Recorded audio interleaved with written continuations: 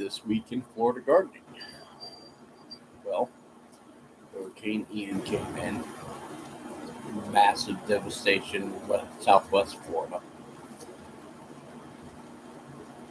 Definitely have my prayers for many families that have been affected by this. It is not a good thing going on over there. However, hi Gil. Death toll for Ian is climbing. The last I checked, it was at 101. And they knew of more but hadn't recovered the bodies yet. There was a briefing that I watched where they're talking about they have sent divers into areas, into homes that were completely flooded, and they have discovered human remains. It's very dark, kind of. You know, very sad for many families that are going through complete devastation.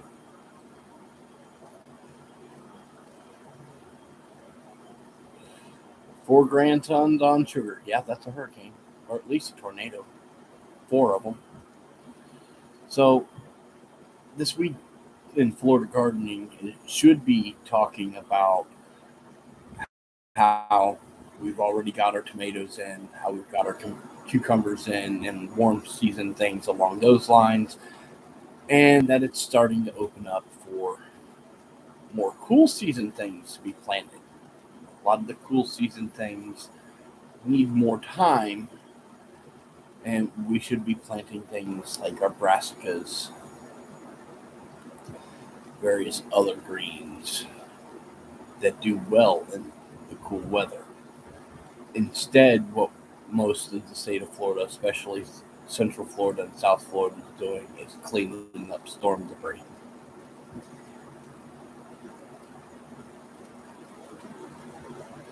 It's going to be a lot of cleanup. And Gil, a couple hours for cleaning up after how many did you say? 4 grandsons? That's a little optimistic, buddy. Maybe 4 hours. Kid, you'll be at it till tomorrow. Much of Florida is quite devastated. A lot of downed trees. There's a lot of areas that the floodwaters are just now receding. And the cleanup is going to take a long time. Generally speaking, when you have an event like this, it takes around 4 to 5 years before for an area to start to be normalized again. I've been through a few of them. One season we had 3 of them ripped through here in one season, and then the following season we had 2. So construction life was booming for a while, and that's something I need to bring up with what's going to happen, and it happens every single storm, is contractors from out of state are going to be flooding into that area.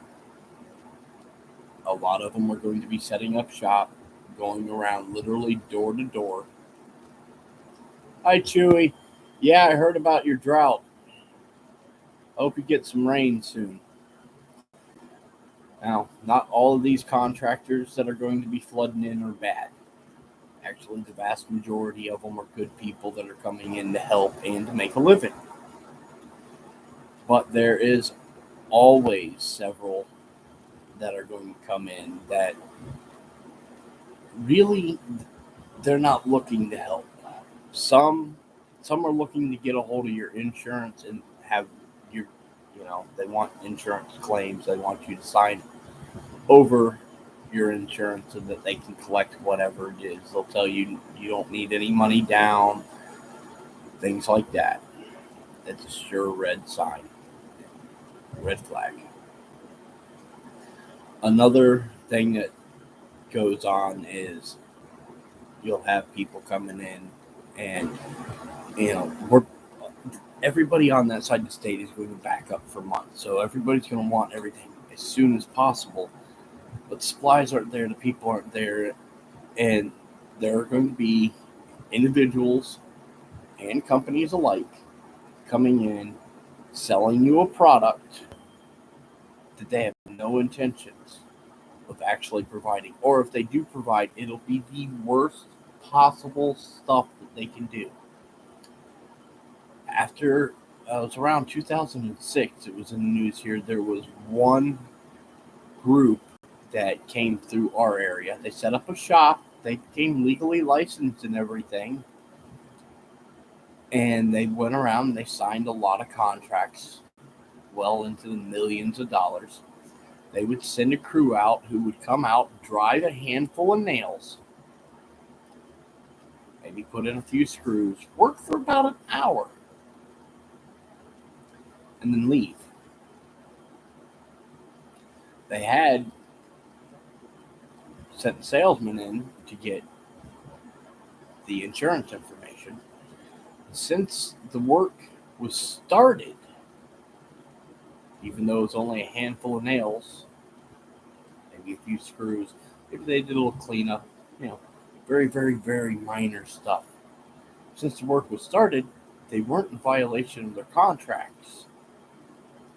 So you really couldn't sue them for, I think it was like 120 days before you could file anything. And you call them, they put it off, and they put it off, and they put it off, and they put it off, and they did this to thousands of people.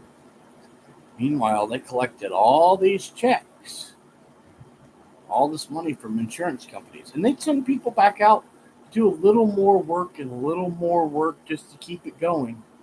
Once they got up enough money, they just disappeared. The company itself locked its doors. The owners completely disappeared out of the area. They left the people that they had hired that were locals. Hi, Laura. Hi, Rattletrap. They didn't pay them. So the locals that they came in and hired, which essentially they stole work from, they didn't get paid. The homeowners, they didn't get paid. Couldn't sue the company anymore. They filed bankruptcy on their way out and just left. Company just completely disappeared. The company itself wasn't filed in an individual's name. It was filed underneath the name of another company that didn't exist.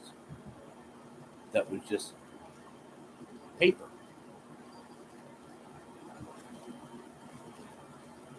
It's not funny.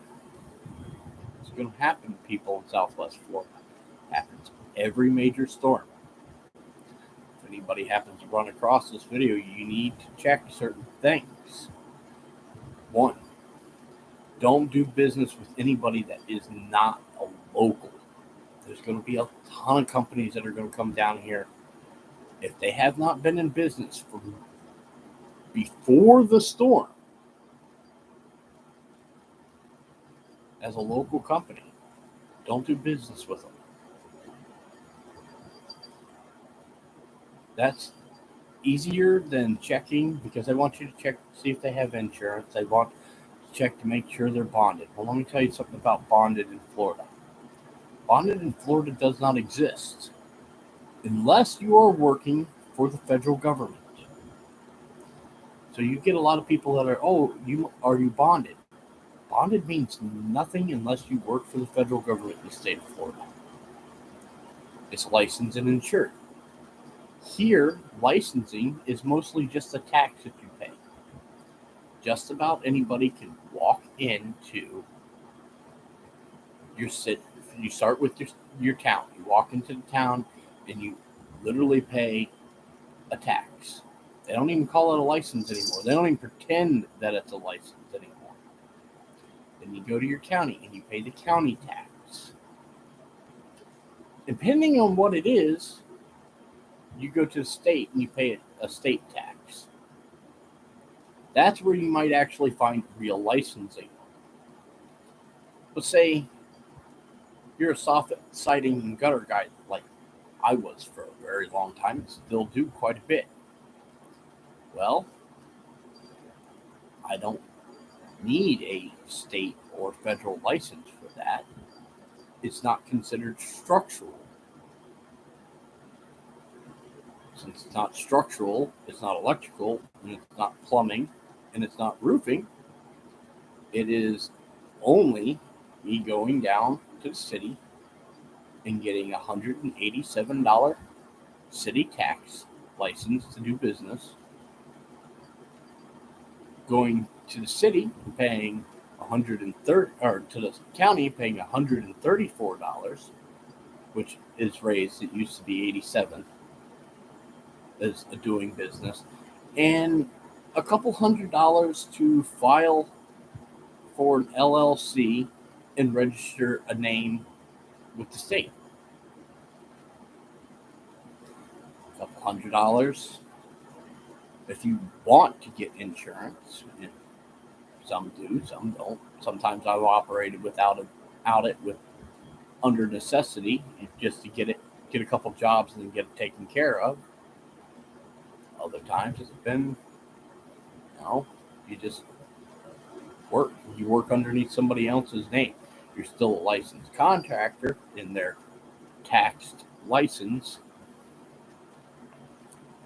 but you're working for a general contractor. Some general contractors require you to have insurance. Some don't, because their insurance takes care of it. I have one general contractor that doesn't like to pay you and wants everything for free, but he wants you to have $1 million policy. Just in case. All he's doing is putting the liability off to you. Another general contractor that pays the extra $3 or $4 a month so that anybody that works for him is covered. Up to $1 million. So it depends on the contractor. In that case, it's the general contractors. There are going to be thousands of people coming down, some reputable, some actually trying to come help.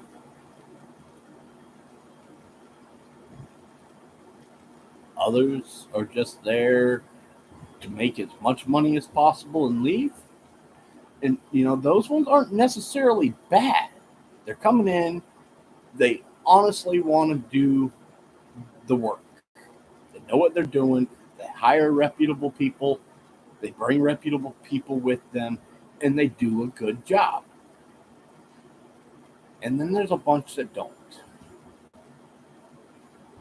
Like I tell everybody, and have for years, if that person is new to the area, don't hire them. Just asking, and this is the thing they tell you to ask them for at least 3 references. You have no idea who you're calling. It could be 3, 4 different phone numbers of people that they just went, hey, these are my buddies. They'll tell them whatever.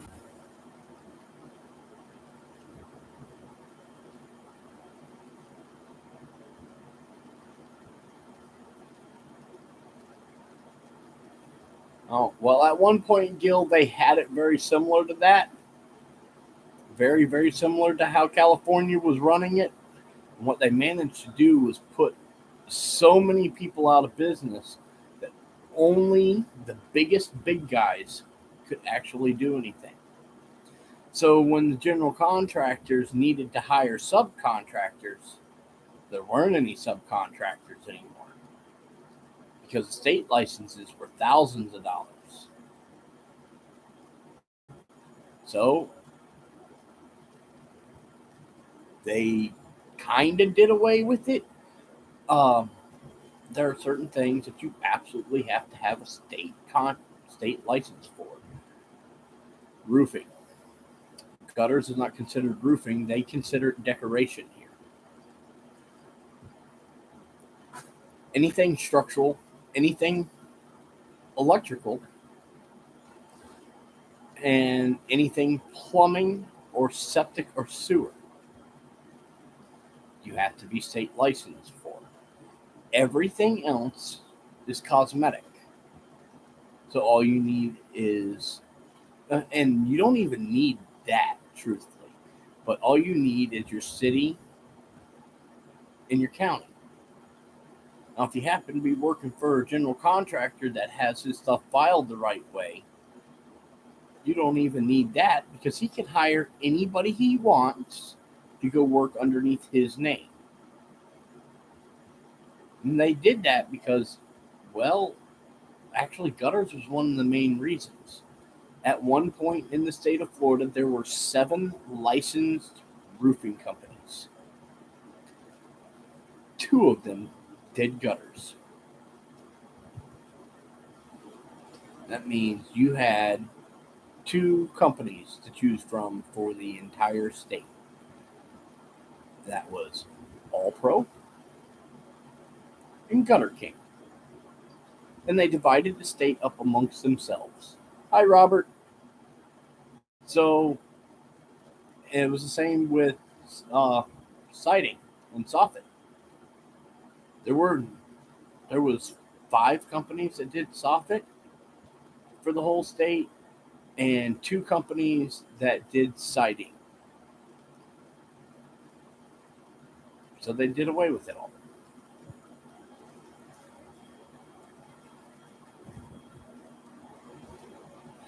So it's well more than that. They $500 would probably be reasonable in Florida, and it's not just the fee itself; it's all the other things that make you jump through. I know quite a few people that have tried to become general contractors and could never actually pass the exam. When what they wanted to do was build houses, but to be a general contractor, you have to be able to know everything about skyscrapers, bridges, parking lots, everything. So now they have a new designation. I can't remember what they're calling it, but it's like a general contractor, except for you only build residential homes so that you don't have to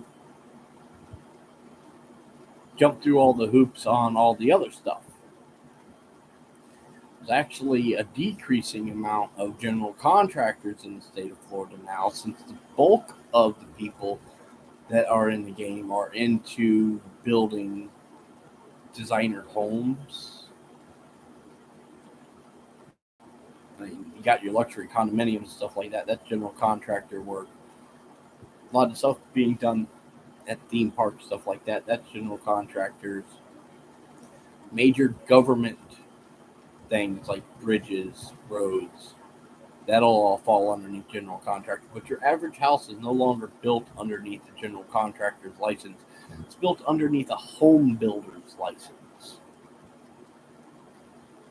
It's an abbreviated version of the license for general contracting.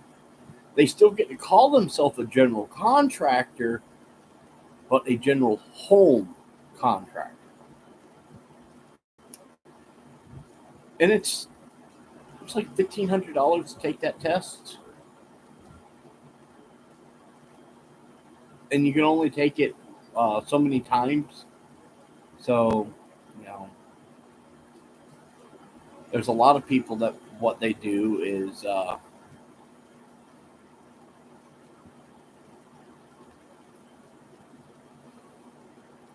I know a lot of people that, as long as it's not structural, they'll get a handyman's license. You can do virtually anything you want under a handyman's license as long as you don't mess with the roof, other than basic repair. Any major electrical, but all minor electrical you can do. So, they want you to put up a fan, you put up a fan. They need a new light fixture, you put in a new light fixture. Minor stuff like that.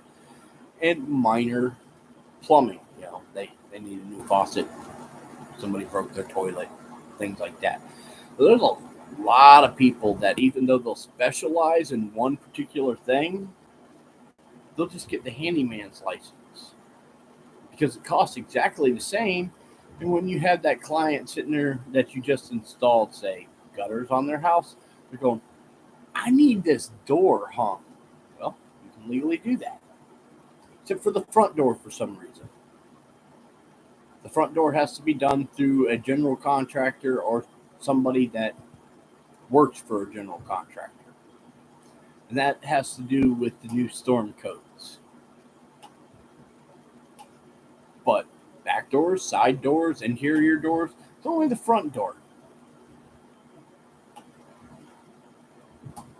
Weird.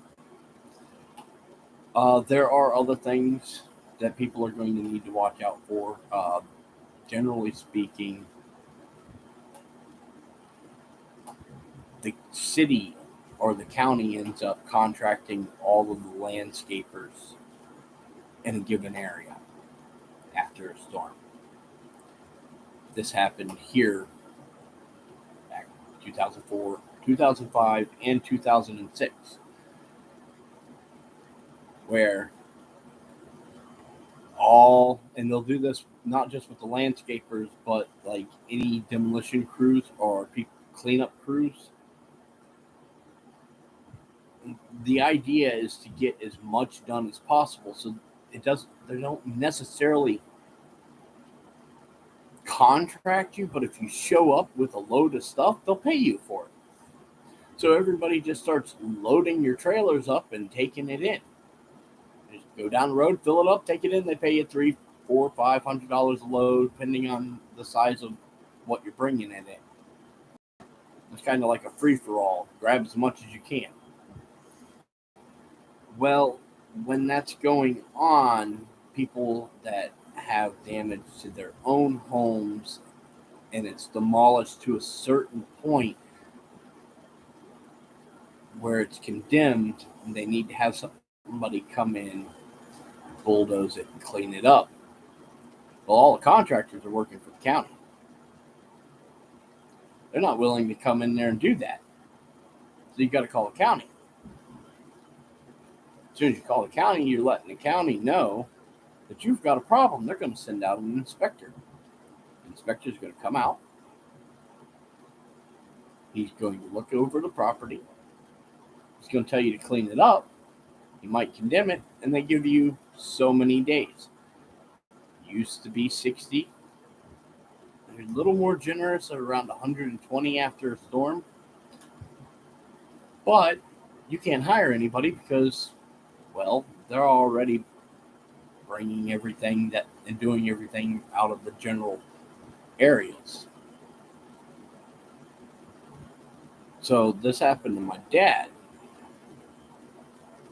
He had a property burned down right after a storm, and it burned all the way to the ground.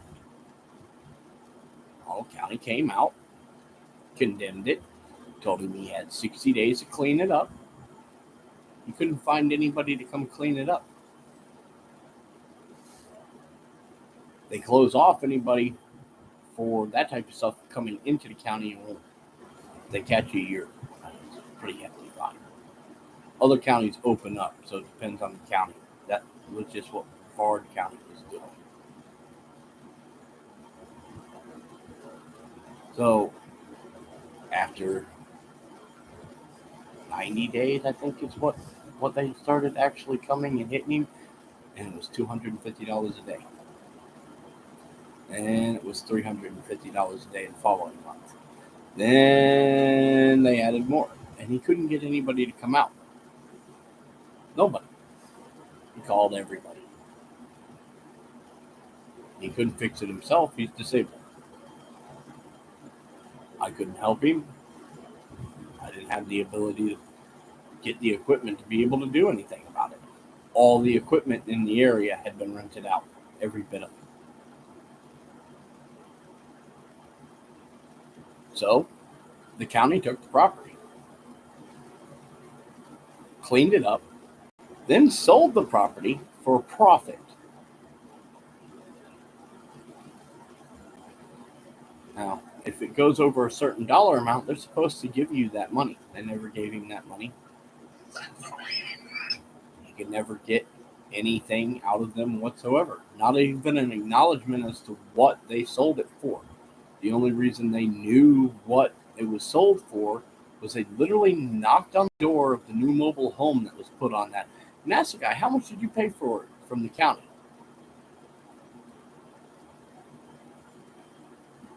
So there's going to be a lot of that going on. South Florida is really, really bad with using code enforcement as a revenue source. And they will be doing it. There's no ifs, ands, or buts. There's still, the government entities there are still reeling from it, but it won't take them too long to get organized well enough to start doing that. Each of these cities makes millions and millions of dollars every year off of code enforcement. So when these people come, beware. They're not your friends. They're not there to help you. They're there because you are a source of revenue. If you can't give them, clean it up fast enough, which they already have almost everybody tied up, if not everybody, they'll take your land. Property in Florida is worth a fortune right now. Huge amounts of money. That lot has already had half of the taxes that they wanted to be able to do it paid for. Here in Florida, to build a house, you got to pay the county $40,000 just for them to consider it. It's their impact fee. The impact fees on property that just had a house blown down by a hurricane have already been paid. Chances are it's already got septic and sewer, or septic, or city power, or city water, and city sewer. So all that's already been paid for.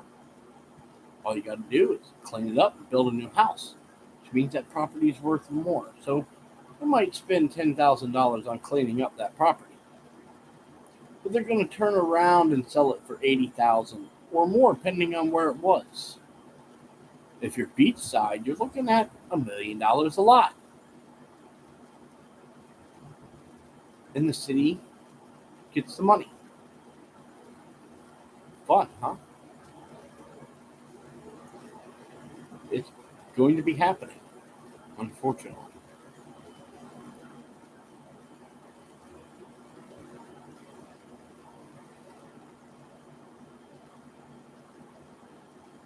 SEQ ran underneath a handyman's license at one point. It's the easiest way to do something in Florida. You just pull a handyman's license. You can do almost anything you want with a handyman's license. Just do a good job. As long as it's not structural, major electrical, plumbing, just pull a handyman's license. I've known handyman to go well above what they're supposed to. See, they had it there for a while, and it's still technically on the books. Like something like drywall, you're only allowed to do something like 60 square feet of repair. And completely re-drywall the inside of the house. Now, most of these times, this type of stuff, you're not pulling a permit. No permits are required. Unless you're a general contractor, then you got to pull a permit for everything.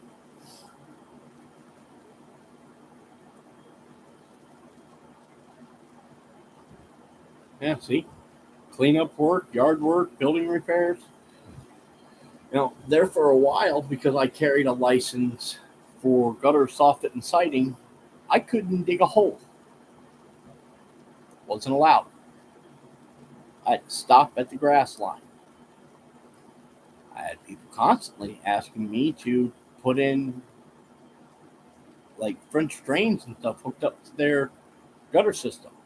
Still don't do that, but pulling a handyman's license would allow me to do that. Also allowed me to start doing my professional gardening or landscaping again, which I did for many years. But I didn't want to hold two licenses. I didn't want to hold one for gutter soffit and siding and then hold another one for landscaping and grass. because that's combined. I hate cutting grass. But if you have a handyman's license, I can landscape. I can repair your fence. I can put gutters on your house. I can paint your house. Oh,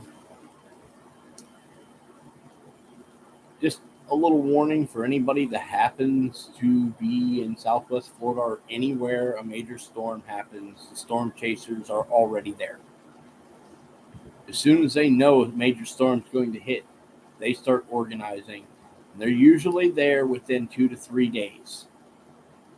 Just as soon as the really, really bad is over, they're walking the neighborhoods. They want your insurance money. They'll do just the minimum amount of work, and then they'll disappear. Happens every time. First thing you ask anybody is how long you've been here. Get their tax ID number. See how long that's been in business. Look up the name of the company. See how long it's been that they filed. If it hasn't been at least a year, don't do business with them. Find somebody else. Because they intend on grabbing as much money as possible and disappearing. It happens every single storm without fail. For some reason, this particular area gets a lot of people out of Ohio that come out down here and do this. Don't know why Ohio, but that's been a real warning sign. Here is when I find a crew that's from Ohio. I know that crew is not going to be here next week. I'm not sure why, but that's been a thing here for many, many years. You very seldomly see that crew ever again. They come down, they're here for a week, maybe 2 months, and then they're gone. And collected as much money as they can, do just the minimum amount of work. Sometimes they even finish the job, but it's total crap. And then they're gone. That's what's going on here in Florida right now, and will be for the next couple of years in Southwest Florida. It's bad down there.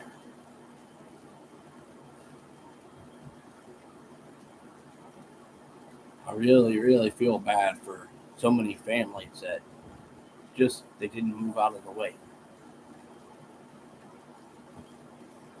Watch that death toll. It's going to rise. It's at 101 now. And they've just started to do any real cleanup. There are going to be people that you'll never see or hear from again. This storm was bad enough that they're finding dead alligators. That's not normally how that works.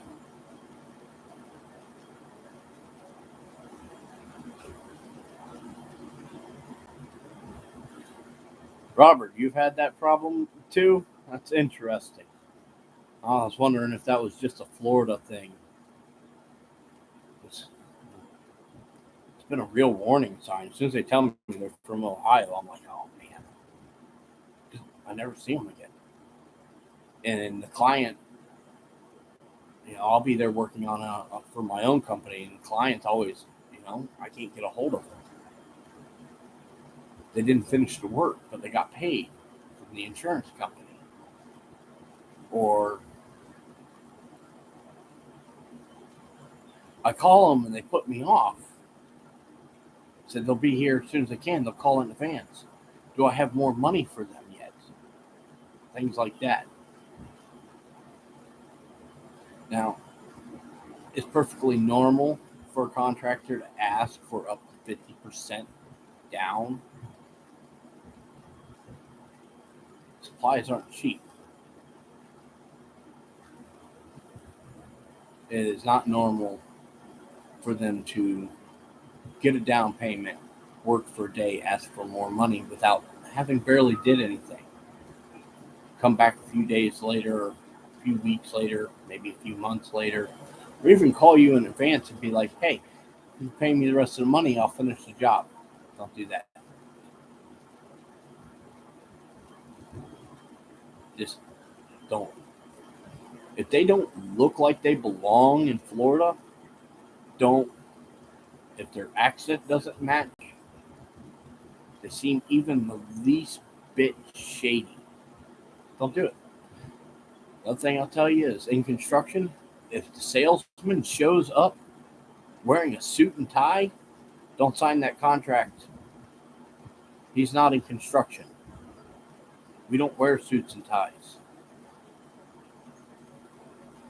If the salesman showing up in a fancy car wearing a shirt and a tie looks like a normal businessman, he's not in construction. He's not who you should be dealing with. You need to look for the guy that looks like a redneck. That's the person that's going to be coming in and that's going to be working.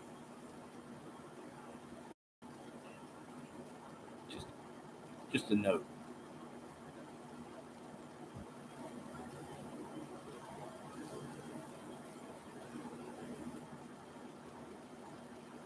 Well, I kind of meant this one to be short, and I greatly appreciate everybody for coming in.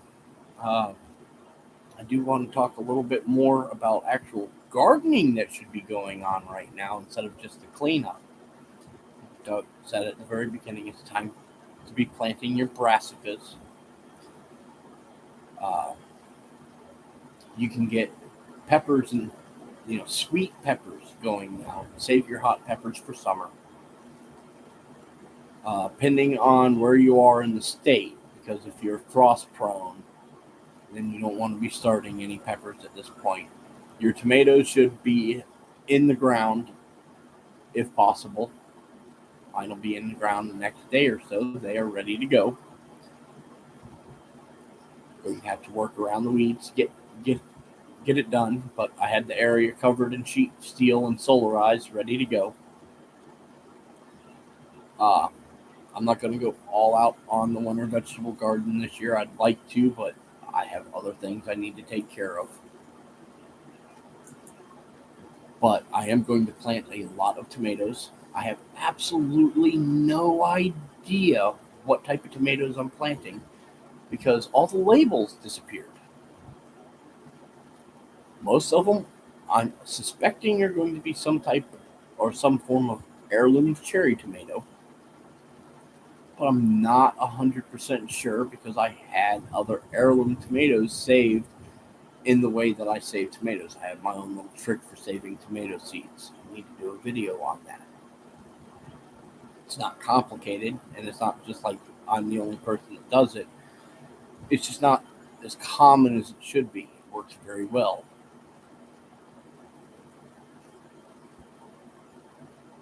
I do have one single cabbage planted. My daughter came home from school today with a seedling cabbage.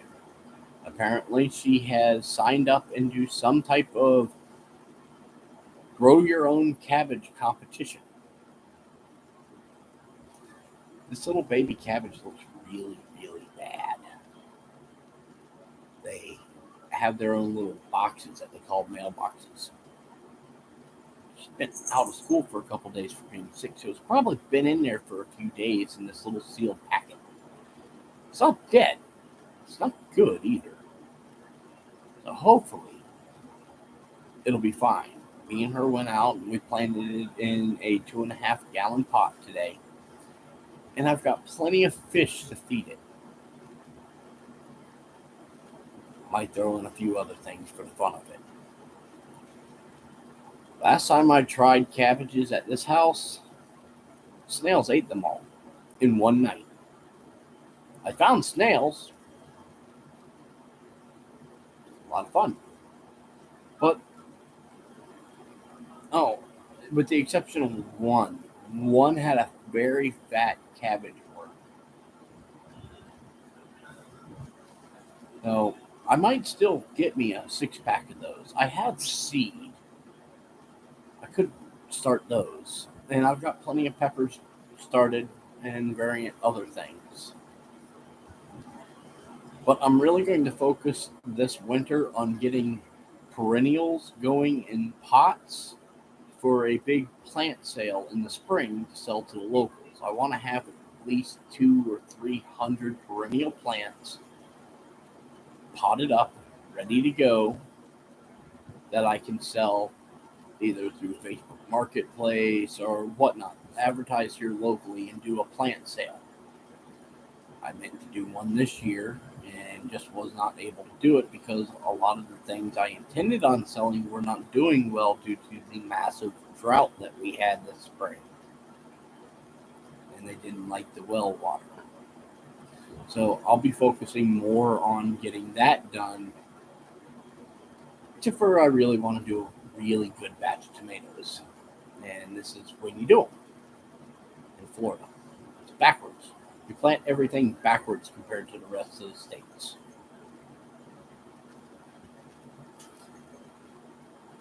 Thank you very much for coming.